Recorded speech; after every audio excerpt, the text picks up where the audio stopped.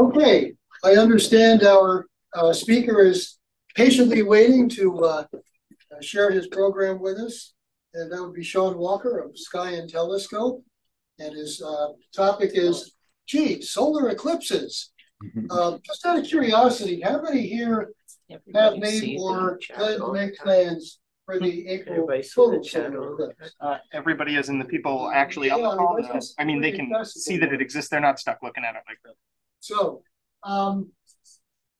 if we're ready to go. Yeah, I guess I am. Can you guys hear me? Oh, great. Yes, we can. Okay. Sounds good. Let's give Sean a nice, warm, skyscraper welcome. Thanks a lot. I'm very sorry I can't make it down there, but we have COVID in the house, and I don't want to get anybody else sick. I had it before. It's no fun. Anyway, but let me see if I can get this to work. Are you able to see my screen? Yes. Excellent. So we're going to talk about how to get ready for totality. What we're going to look for and how to image the eclipse next year. Perhaps you've heard that there's something going on. Okay, hang on a moment. There we go.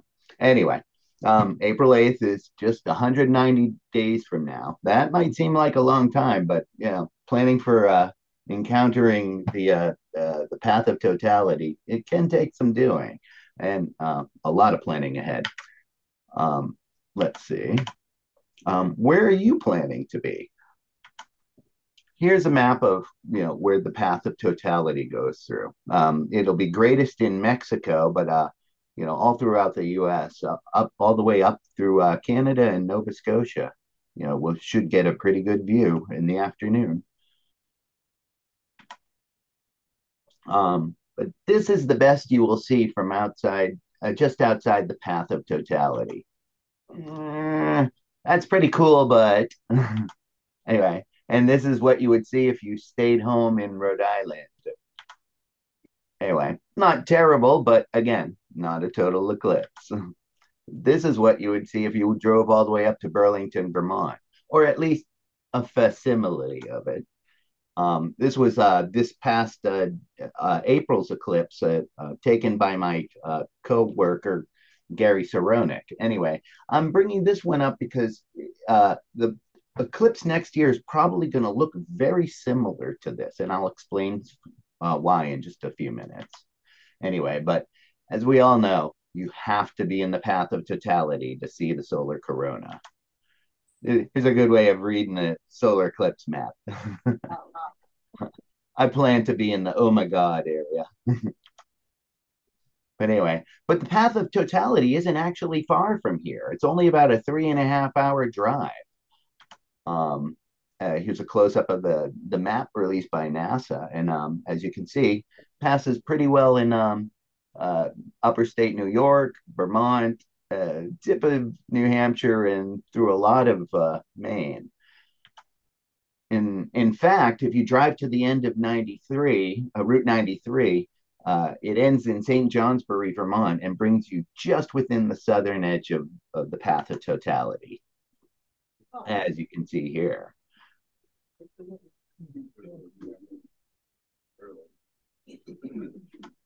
Now, but staying up in the Northeast is, well, a bit of a gamble. The farther south along the path you go, the better the weather prospects are. As we all know, living in New England in April isn't the latest time of the year we'll have a snowstorm. Anyway, but here's some predictions of cloud cover throughout the path of totality. I'm planning to be somewhere in west of Little Rock, Arkansas. Now, those prospects are based on watching the weather patterns over on that day throughout the past 7 years. Jay Anderson put together these maps, and on April 8th every year, he took a screen of what the sky looked like throughout the U.S. on eclipse day around the time of totality. And quite often, New England doesn't fare pretty well. Although, be careful, because some of these maps you're looking at, you're not seeing clouds, you're probably seeing a lot of snow cover still too. But it doesn't look great. Hey, 2021 wasn't too shabby at all. 22, we had a big snowstorm that year. And 23, it was partly cloudy at the time, but a lot of the path of totality was clear. Unfortunately, that's a year off. Anyway, totality is a big show, and it's going to last up to 4 minutes and 28 seconds in Mexico. A little less the further north you go, but I think you get all the way up to like a little over 3 minutes in Vermont. Anyway, this is a map showing you where the start of the totality begins at each point along the path here. As you notice up in Vermont, it's 3:26 in the afternoon. In April, that means the sun isn't terribly high, but it should be a good 25, 30 degrees, I believe. Anyway, the total solar eclipse lasts about 2 hours and 40 minutes from start to finish. And there's a lot of other things you can see before, during, and after totality. First contact is obviously, once the moon just starts to take a little nip out of the sun. You can see it right over here. This is some of my first exposures from 2017. When we have the eclipse next year, there should be an abundance of sunspots like we're seeing now. So be a lot of that'll be very helpful because it makes it easy to focus. Anyway, first contact requires safely filtered telescope, obviously, or a projected image to see, appearing on the celestial west side of the solar disk. As the eclipse progresses, though, you can start looking for irregularities in the shape of the lunar silhouette. And those are the hills and valleys of crater rims and the central mountain peaks. If you look carefully, well, it's not a perfect little edge there. You can actually see quite a few gaps. And as the eclipse progresses further, note the sky gradually becoming darker and bluer, and the temperature begins to drop. But if you look at the ground, you'll note how shadows generally become crisper.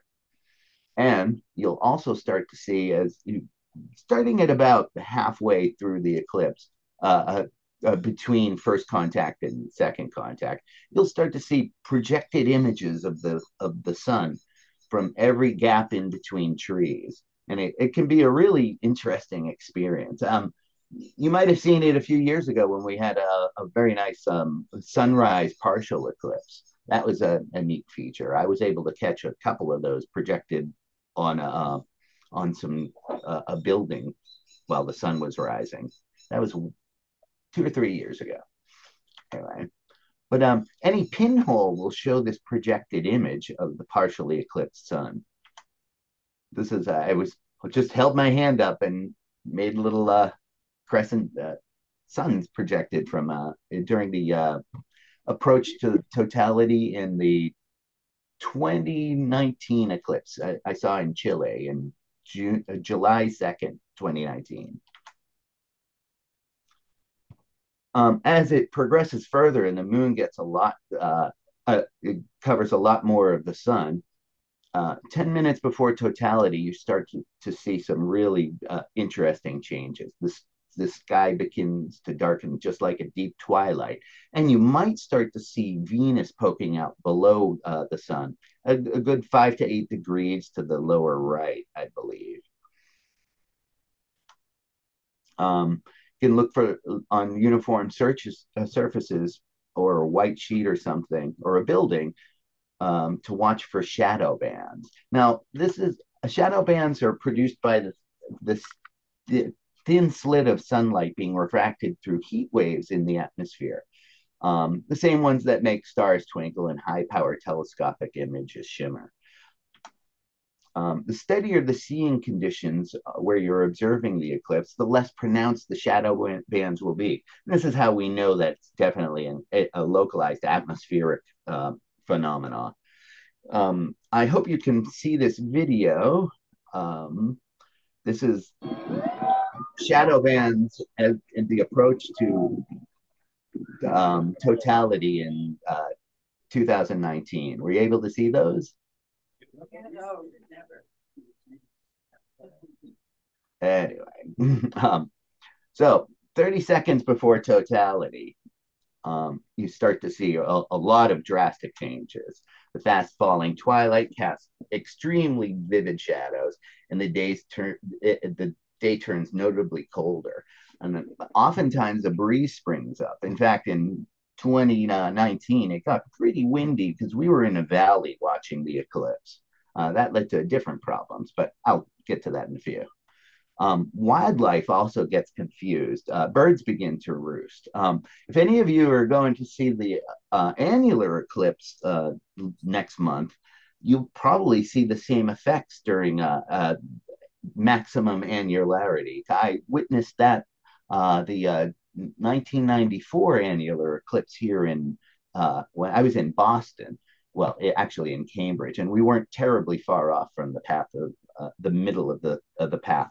And at the time of maximum eclipse, the birds started roosting, just like, it was the end of the night or the beginning of the night. Anyway, the final 5 seconds as the shadow washes over your location, and that's when you can take off your eclipse glasses and your filters from your camera, and you can watch for the diamond ring effect as the last bits of the sun is covered up by the moon. Diamond ring and Bailey's beads are essentially the same thing. It's just wider as a diamond, and then it becomes broken up by those little valleys that we were talking about earlier, that you see in the edge of the shape of the moon. Those little last crevices allow beads of sunlight to shine through before the beginning of totality. Finally, you're at second contact and totality. Here's a video of that I took of the 2017 eclipse. If you can, hopefully you can see the moon moving in front of the sun. These are all individual stacked exposures. So if you look carefully on this video, hopefully you can see a little bit of changes in the coronal structure during the few minutes of totality that I was able to record then. So now that you're in the shadow of the moon, you suddenly are able to see the corona light up, and it really lights up like as soon as the very last bit of sunlight is blocked. It's a completely different experience. It's so hard to describe. You just really have to experience it yourself. A lot like this woman did. It's a pretty moving experience. And honestly, when I witnessed my first solar eclipse, it made me understand how ancient civilization, they thought the world was ending. Because even though I know what was going on there, looking at the sun like with a black hole over it, it boggles your mind. Anyway, here's a decent photo of approximately what you would see during totality, with bright prominences along the rim of the sun, well, the rim of the moon really, and coronal streamers going out in most directions. A thin sliver of the chromosphere would be directly visible along the lunar limb where the photosphere was just covered. You'll see this right after the start of totality, and it's a really interesting effect. I was looking at it through a small telescope, and I was really amazed that I wasn't hurting my eyes. Its electric pink prominences, as I mentioned, will stand out along the limb of the moon. The bright ones should be just visible to the naked eye, without any magnification, though binoculars will definitely, or even the telescope will present even better views. Here are the prominences that were visible in 2017. This is an image by David Zaliski. Here's some prominences. This was earlier this year, as I mentioned. I bring this up because we're in the midst of solar maximum, so there should be a lot of prominences visible. And I'm sure a few of you who have been looking through hydrogen alpha scopes have noticed, well, there's always something to look at on the sun recently. It's a pretty good solar maximum thus far. Coronal streamers and subtle loops showing the influence of strong magnetic fields around active regions may be visible within the corona in telescopes. As I mentioned earlier, this actually looks very similar to what it looked like through the scope at the time. This is during 2017, it was during solar minimum, and the corona was mostly, the long streamers were mostly confined to the equatorial regions of the sun. Whereas now we're in solar maximum, and as I showed you earlier, you'll see large streamers going off in every different direction. Venus, as I mentioned, will be visible, okay, 14 degrees below the eclipse sun. Jupiter, which can also be found some 60 degrees up and in the south.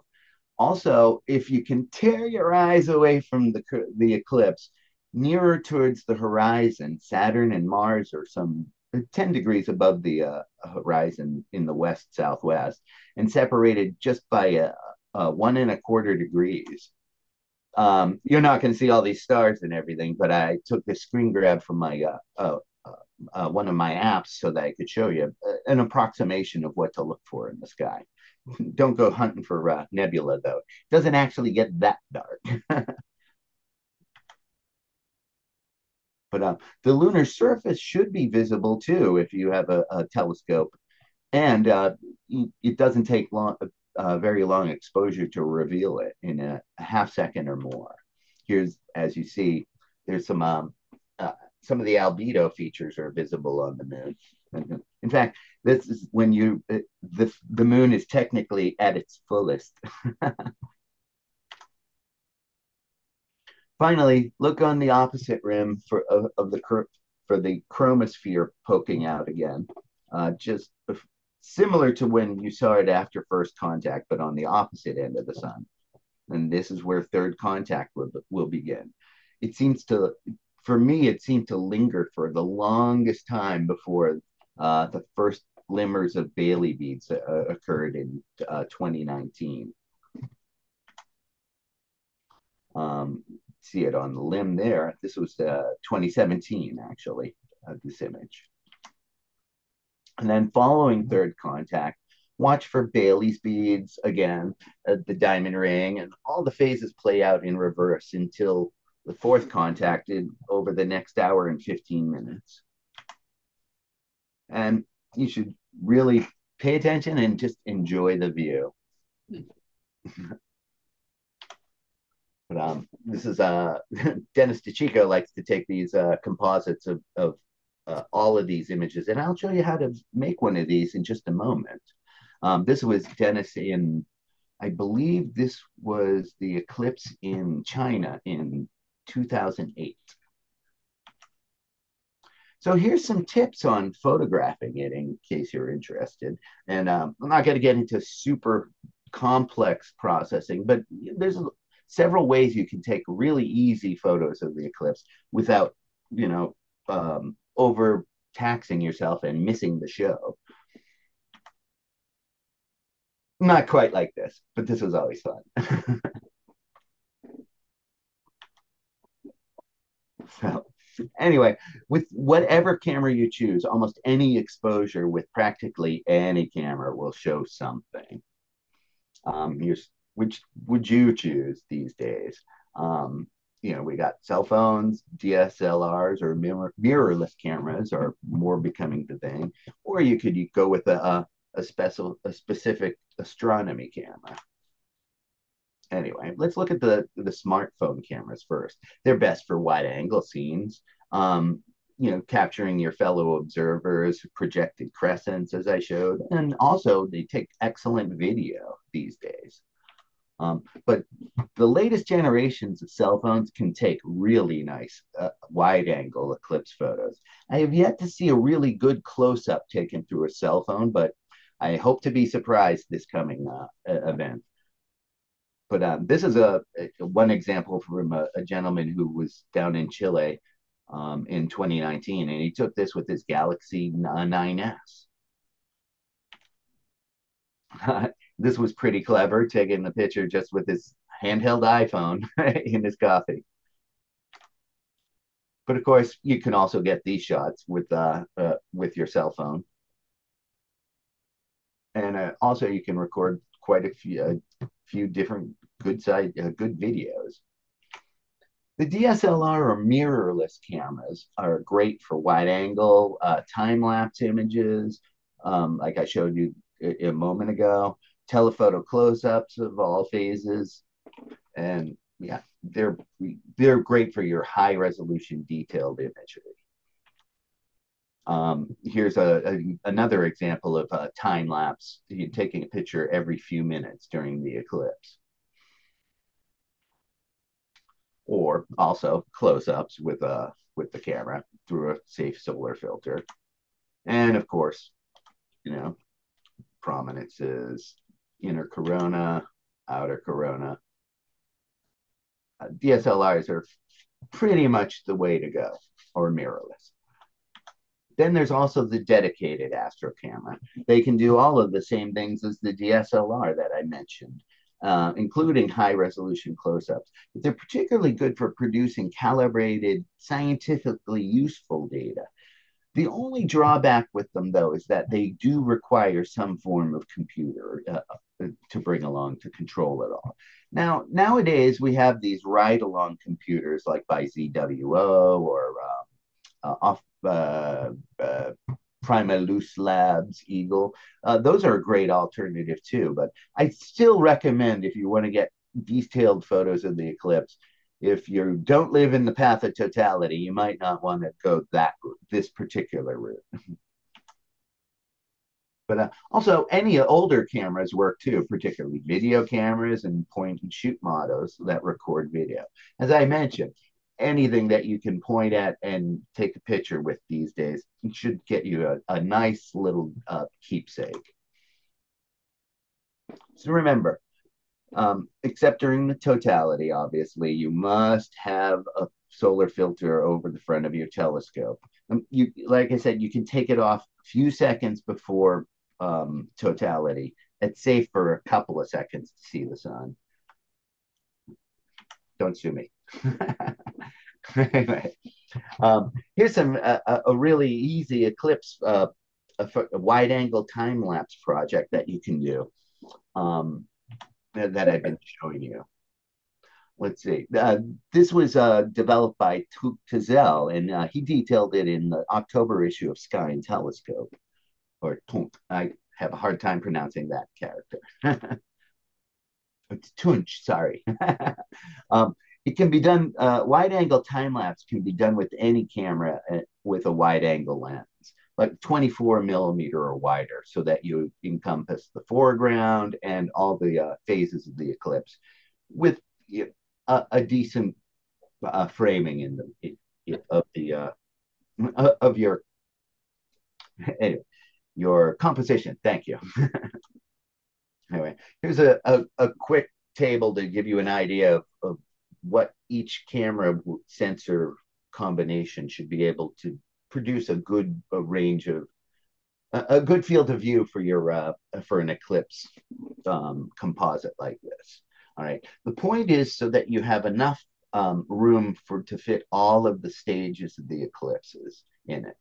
But the trick also too is when you're photographing this type of event, the way to calculate when you start your exposures needs to be determined based on calculating from the midpoint of totality backwards. That way you can ensure that your trigger will be going off in the middle of totality and you won't have off-centered phases surrounding totality. I recommend starting your photos about an hour and a half before mid-totality. That gives you a few minutes to help, a good 10 minutes or so to help move your the sun around the field and properly place it so that you don't miss any of the phases towards the end. A programmable intervalometer is recommended for doing this type of work. So that way it's shooting an exposure, say, every 5 minutes. Bluetooth-enabled cameras can be controlled with certain apps. Some Canon cameras can be controlled by the Canon app, similar for a Nikon. Check your camera to see if it has Bluetooth capability. You might not have to buy any additional accessories. Smartphone photographers may need to find an intervalometer app, but there's a lot of things available now on these in the app markets. And since the sun needs to be filtered in these photos to avoid overexposure, I suggest placing a piece of solar filter material only over half of the lens, the top half, so that you're going to be taking a picture. Here's how the filter would look affixed to the camera. Anyway, in that way, you're taking a normal picture of the landscape, but the sun will be filtered in the top half. Now, that's not going to make a great photo, but I'll show you how to put those together in a moment. You can do the same thing as I'm showing you here with the cell phone. It's just a little trickier to cover only half of the lens close to it. But Tunst's idea to make this easier is to tape the filter material to the top of your bracket and just position it so it shades half of the lens. And that way you can move it out of the way during totality without a problem and just let it flat back into place. This is the photos that the kind of photo that I was telling you about. And the point of this, why you're filtering the top half but leaving the bottom half unfiltered, is that this way you can use the ground as your basis to align all your frames afterwards, okay? Let's say if somebody kicks your tripod, you'd still be able to align these images without a problem, because you still have a lot of area that you can quickly align everything with. And also, the reason why you're filtering the top half is that, well, the sun's going to be completely overexposed if you're exposing for the foreground. And this gives you the best of both worlds. Don't forget to take the filter off during totality and then replace it before a third contact.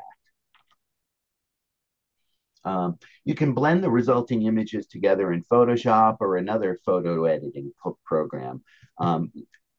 You use the unfiltered totality frame as your base image, and then just paste all of the phases in around it. And it's pretty simple. That's all it takes. Anyway, if you want to take close-ups of the eclipse, again, go with the DSLR or the mirrorless camera. It's a lot more complex. I would recommend, honestly, a tracking mount, but you can take great photos without that such. It just makes combining them, if you're doing something a little more than just a single frame, it'll be a lot more difficult to combine them all that way. This was my setup that I brought down to Chile in 2019. But unfortunately, I didn't end up using that, and I'll explain why in a few. This shows you a good idea of how large the sun's going to be in different lenses with a full frame camera. For example, at one end of the scale, you have a 200 millimeter lens there at the top right. That'll make a pretty small image of the sun, but you can concentrate on picking up the outer corona, which can extend quite a bit across the frame. On the other end of the scale here, the 2000 millimeter, that's like attaching your camera, a full frame camera, to a C8 or a mid 8-inch Schmidt Cassegrain. That's the exact field of view you're going to get. That's great if you're really concentrating on prominence details in the very inner corona. Again, if you're using a crop sensor, this is an approximation of how big the field of view would be with that. As you can see, you lose about a good third of the field. But, it's rather inconsequential these days using these crop factor cameras. They have a ton of megapixels, and they do just as well as the other ones. Also with a photo multiplier. Not sure why that's a big. Oh, right. Having like a tele-extender in line with your camera lens, or a Barlow, essentially. Anyway, short exposures saved in RAW mode will produce the best results later, okay? And I recommend that even if you're just hoping to take a snapshot of the sun, because after the fact, you can get a better image than what the JPEG does. JPEG actually, well, the camera makes determinations of what's the brightest and what's the darkest and compresses it to fit into an 8-bit mode. It throws away a lot of detail in the inner corona. This is a comparison of the exact same frame taken in JPEG and RAW. Most cameras, by the way, will record both at the same time, and that's what I often do. So this is a 500th of a second exposure at f4, ISO 200. As you can see, the inner corona gets essentially thrown away in the JPEG, whereas you can bring it back out using RAW processing. Okay. This format is usually CR2 or CR3 from Canon, or Nikon NEF. Sony has its own version, and so does Fuji, I believe, but they're all essentially making your data 16-bit, even if your camera isn't 16-bit. It gives you more data to work with. As I mentioned, they will save both RAW and JPEG format simultaneously. So if you're hoping to take an eclipse sequence exposure, you set your ISO and to the F number in full manual mode, and vary the exposure times as the eclipse progresses, and bracket your exposures. Bracketing means to change the time of your exposure. If you're using a telescope, you can't use a diaphragm like a camera lens and stop the lens down in each exposure. So the way around that is you can increase or decrease the exposure time in stepped increments, just like your camera works. Okay.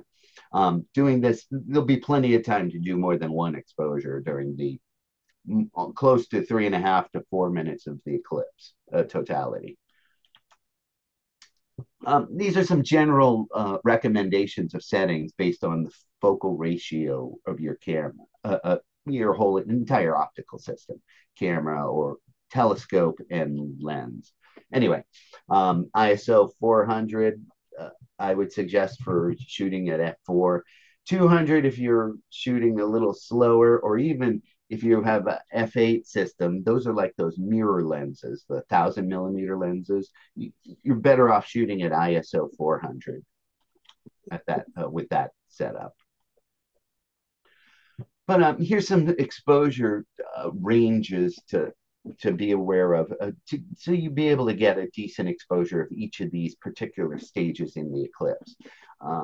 Between 1,000 and 2,000th of a second, or for the thick crescent, and then step down after the 3/4 before totality.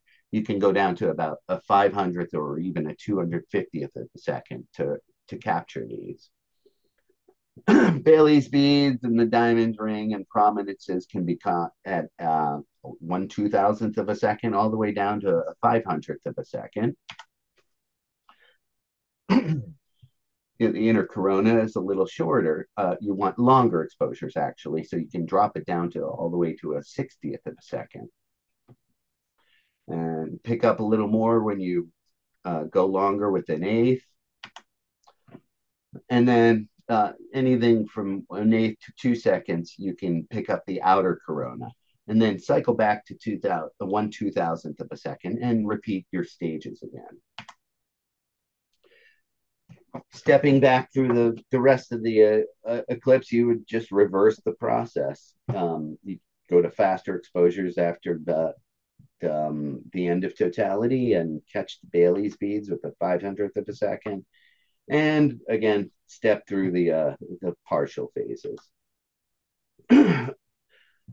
Except for when using a radial gradient filter. I'm not sure many people know what those are anymore. No single exposure can capture everything you'll see with your eyes, but you can find a good compromise.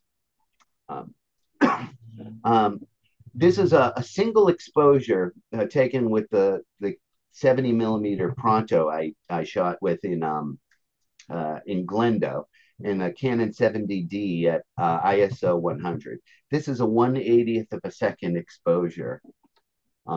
It picked up everything pretty much from the inner corona with prominences out to a pretty good way in the outer corona too. And this was just processed using Adobe RAW. There's not a lot to it. Just bring up the shadows, bring up the black point, and increase the midpoint, and you're all set. That's all I did. And of course, you can do even better things with doing high dynamic range compositing. Okay. I did my very first eclipse that I imaged and saw. I planned on shooting an HDR composite. This was me and my equipment on the trip there, and everything worked out really well. I brought a 70 millimeter pronto, Canon 70D, and I tracked the sun with the Skywatcher Star Adventurer Mini. It all fit in a backpack. These are all my individual exposures. I stopped, the camera I chose, the 70D, has what's called automatic exposure bracketing, AEB feature, and it'll do 7 steps of bracketing. So I set mine to shoot between a 500th of a second and 1,000, 1 second. Sorry, wrong direction. And as you see, here's each of the individual exposures. Each one progressively longer, picking up more and more of the outer corona at the expense of the inner corona. And then you see it's like a third a second, you start to see the moon starts to show up in the middle there. And here we are at 1 second. You can see some faint, some of the Maria look darker on the moon, and you can just see some rays of the outer corona in the very extremities of the image. Combining these is really easy in Photoshop. All you have to do is open up Photoshop and drop all your images in it. And once you've opened them, you select File, Scripts, and load files into a stack. You can see in the top right here, that's how you do it. File, Scripts, and then load file to stack. When it combines them all, you can see the layer palette in the top left here. It'll make them all 100%, so it doesn't look like much has happened. What you now need to do is reduce the opacity of each layer so that they contribute equally to the visible image. In Photoshop, that means setting the bottom layer to 100%, the next to 50%, and the one above it 33%. You keep doing the math to determine the opacity. You're basically dividing each layer by how many it and layers are below it. So my steps, as I was showing before, was I had 7 steps. I went from 100% in the bottom layer, 33% for the next, 50% for the next, 33 for the next one. The 4th layer was 25%. The 5th layer was 20. The 6th layer, it's kind of a kludge because Photoshop won't give you a half a percentage, so I chose 17%. And then the seventh layer I chose 14%. And that's how it all comes together. I circled where on the layers you would change that opacity number that I was mentioning. Then you flatten the layers and you have an HDR composite ready for additional sharpening, color correction, and whatnot. And you can produce the image that is very faithful to the view through the telescope. I think that looked very much like what it looked like to the naked eye, through binoculars, and even through a small telescope in 2017.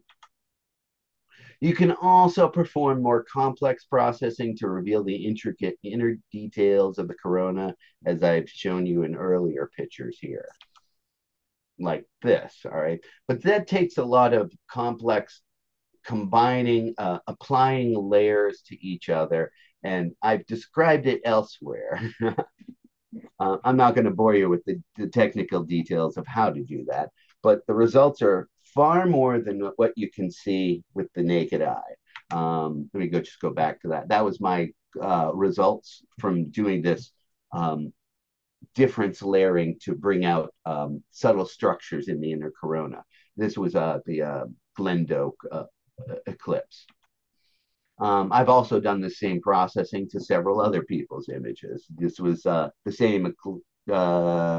This has the wrong label. It wasn't in Easter Island. This was the 2017 eclipse, but it was by David Saliski, and that's the right telescope. This was the Easter Island one by Dennis that I've processed with the same technique. All right, and I used 9 sets of bracketed exposures. In Chile, I ended up shooting with just a 180 millimeter lens, Nikkor lens at f4. All right, and that produced a pretty decent result. I picked up, as you can see, some field stars and all the detail of the inner corona through the outer wisps of the solar minimum. This is a classic solar minimum corona, as you can see, by the coronal streamers exclusively going out directly from the east and west. This is, as I showed you earlier, this was my planned setup for 2019, but we were in a valley and it was really high winds. And as the, high winds for the photography that I was planning to do, you'd probably say a good steady 15-mile-an-hour breeze at the whole time. So what I did was I ended up bailing on the setup and switching to a Canon camera with a Nikon lens attached to it. And it still worked out pretty well for me, as I showed you earlier. Here's the eclipse. If you look at, I even picked up the moon in it, but look carefully, the moon's upside down. And that's because I was in the southern hemisphere. And it does look odd seeing the moon there. But I have a detailed tutorial on how to assemble those, bring out those inner coronal streamers, and how to do all of this HDR compositing in the March issue of 2020, page 30 in Sky and Telescope. But it's also available on our website right now for free at this address. Be sure to also check out our website for additional information and articles on the upcoming eclipse at skyandtelescope.org. Totality, a total solar eclipse 2024. We have things on everything about where to go along the path, and there's all of our articles have been provided in one easy to access area. And that's all I got. Sean, thank you very much. Thanks for having me.